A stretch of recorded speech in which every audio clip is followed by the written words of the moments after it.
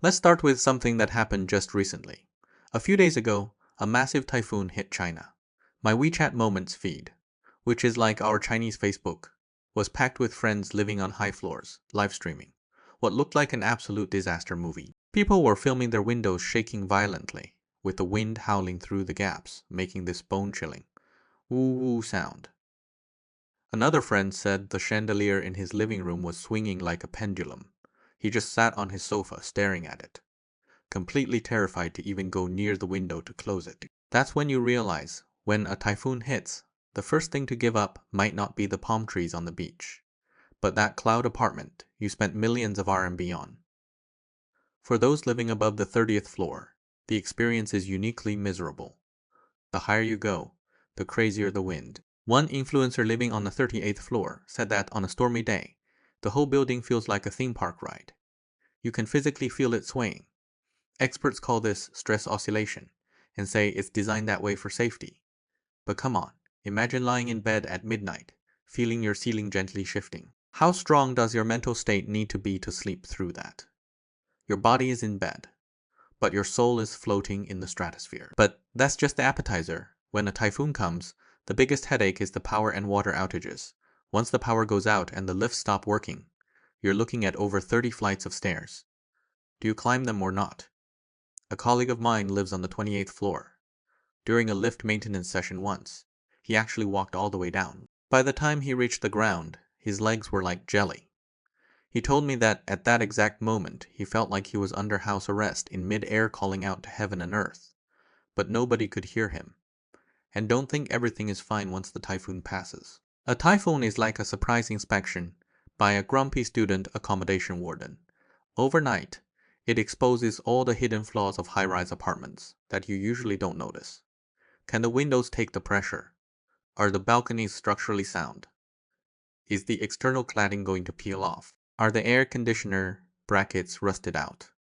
Is your panoramic window about to become a panoramic sunroof? It's a brutal, real-world stress test. But let me tell you, the real headache is yet to come. You might ask why on earth did we build so many high-rise, and even super high-rise residential buildings in China in the first place? Was it to make everyone comfortable and give them a stunning view of the city skyline? Don't make me laugh. To be absolutely brutally honest, these things were never designed for your comfort. They are the desperate products of dual pressure, land scarcity, and skyrocketing prices. Let me do the math for you from a property developer's perspective, and you'll get it instantly. Let's say there's a plot of land in the city, about 10,000 square meters. If the government sets the plot ratio, what you call the floor area ratio, in the UK, at 1.5, the developer can only build a maximum of 1500 square meters of housing. That is roughly 100 flats. But what if the government bumps the plot ratio up to 5.0? For the exact same plot of land, they can now build 50,000 square meters. Suddenly, you have 300 to 400 flats. The cost of the land barely changes, but the number of flats you can sell more than triples. If you were the developer, would you rather build a low-density garden apartment complex or a super high-rise concrete tower and pocket the cash as fast as possible? The answer is a no-brainer. The higher you build, the more you cash in. As a result, residential high-rises popped up across China like mushrooms after rain. Before the government finally introduced height limit regulations, we had already built a massive number of super high-rises, over 100 meters, or even close to 200 meters tall. Data shows that China has over 5,000 residential buildings, taller than 100 meters. We are number one in the world, with no close second. The most extreme example is the city of Wuhan. According to institutional statistics, Wuhan has around 1500 super high-rise residential estates.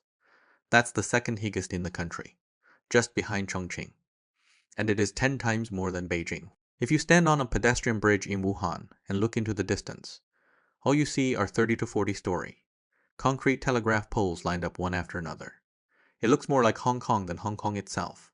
The visual impact is absolutely staggering. A lot of people think that saying these high-rises will turn into future slums is just fear-mongering for social media views. But let me tell you, I didn't make this up. Developed nations have already walked this exact path from start to finish. The script has already been written. Let's look at France.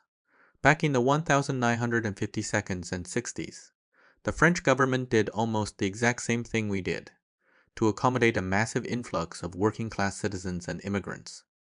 They built tons of high-rise residential blocks in the suburbs of Paris.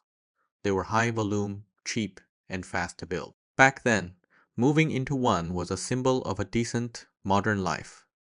Take the 93rd department in the northern suburbs of Paris, a place called La Courneuve. There was a famous high-rise estate. They're called Les 4000. The 4,000 units. Back in the day, it was brand new, grand, and hailed as the benchmark of modern living. But over the decades, the plot completely flipped. You have to understand a fundamental concept. First, France is not like the stereotype where the rich live in the city and the poor live in the countryside. It's actually the opposite. The wealthy fiercely hold on to the center of Paris and a few traditional affluent districts, pushing outwards layer by layer. Consequently, those high-rise estates in the suburbs became populated by low-income families and immigrants. You can guess what happened next. Anyone with the financial means moved out. Those who stayed were either low earners or people who couldn't leave for various reasons. The property management had no budget for maintenance. Broken lifts were never replaced, and crime rates went up year after year. Slowly but surely, Les 4000 became a place where ordinary people feared to tread. The suburban riots that shook the whole of France in 2025 had their epicenter right in this area. The irony is, driving from the glamorous center of Paris to the 93rd department takes just over an hour, but that short distance spans two completely different worlds. On one side, you have a glittering global metropolis. On the other, a decaying, depressed suburban slum. The income gap between the two sides is nearly tenfold. In academics, they call this filtering. It sounds quite poetic, but put simply, it means successful people move up, while the buildings sink to the bottom. So how did France finally deal with it? They didn't repair them. They blew them up. In July 2025, the tallest public residential tower block in northern France went up in a cloud of dust, demolished into rubble. The very tower that was built the highest and proudest back then was the first on the demolition list. From a utopian dream to a controlled explosion, it took France just a few decades. And what about us in China? We have built more high-rises than France, and ours are taller and denser. The only reason we haven't hit these crises yet is simply because our buildings aren't old enough.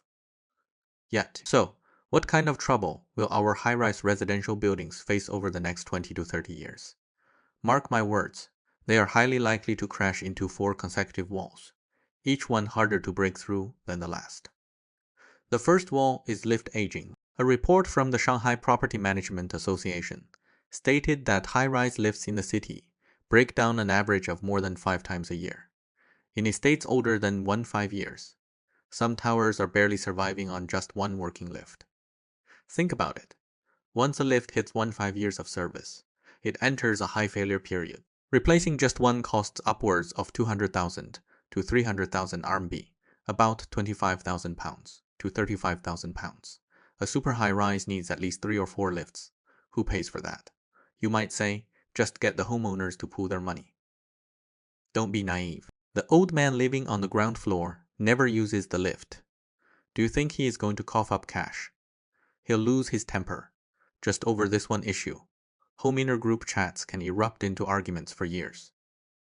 The final result, they can't raise the money, so the lift just keeps shaking and rattling along half dead, terrifying everyone who rides it. The second wall is the depletion of the maintenance fund. When we buy a flat in China, we all pay into a mandatory public maintenance fund. It's like a shared water reservoir for the whole building. When the building is young, it is fine. But as it ages, more things break, and the water drains out faster and faster. Once the fund hits rock bottom, hundreds of households have to pitch in again. But in a massive tower block, there are always owners whose flats are empty, rented out, or waiting to be sold. If you ask them to suddenly cough up thousands of pounds to fix the communal pipes or the external walls, they'll just say, I don't agree, and there is absolutely nothing you can do. The repairs stall, and the building just continues to rot. The third wall is that demolition is financially impossible. If regenerating an old, low-rise terraced house is like winning the lottery for the owner, expecting a developer to demolish and rebuild a super high-rise is like wishing for a miracle. It's time to wake up.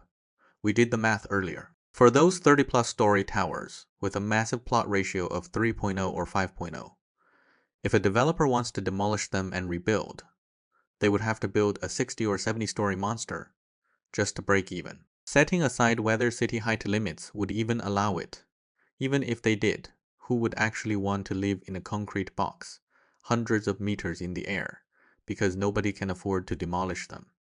They can only do patch-up repairs. But the money for those repairs is already stuck at the second wall. It's a complete catch. 22. The fourth wall is the most direct one: depreciation. And we aren't talking about a minor dip here. There was a news headline that completely broke my heart: living in the clouds, trapped in the deep valley. It was about a group of owners who bought super high-rise flats.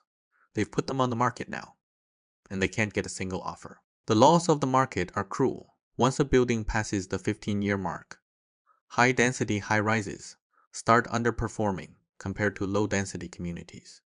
Right now, China's property market is in a downturn cycle, so high-rises are dropping faster and harder. Their average price is generally 15 to 20% lower than surrounding low-density properties, and they still won't sell. When you stack these four factors together, do you see it? It's literally the exact same script the French had, handed straight to us. Anyone with the financial means will swap houses and leave. Those who can't afford to move will be left behind in a tower dozens of stories high, watching their community gradually hollow out and age. Property management fees won't get collected. Services will deteriorate, and the environment will become chaotic. At the end of the day, a building doesn't slide into becoming a slum because the concrete gets old. It happens because the people with choices leave first. Of course, I'm not writing off every single high-rise.